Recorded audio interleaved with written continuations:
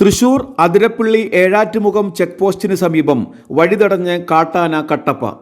എണ്ണപ്പന റോഡിലേക്ക് കുത്തിമറിച്ചിട്ട് വഴിയിൽ നിലയുറപ്പിച്ചതോടെ 1.5 മണിക്കൂറോളമാണ് വിനോദസഞ്ചാരികളും പ്രദേശവാസികളും റോഡിൽ കുടുങ്ങിയത്.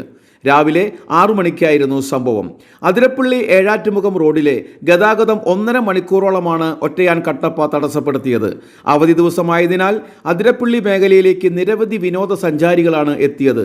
ആന റോഡിൽ നിലയുറപ്പിച്ചതോടെ വിനോദസഞ്ചാരികളും പ്രദേശവാസികളും കടന്നുപോകാൻ കഴിയാതെ 1.5 മണിക്കൂറോളം ബുദ്ധിമുട്ടി.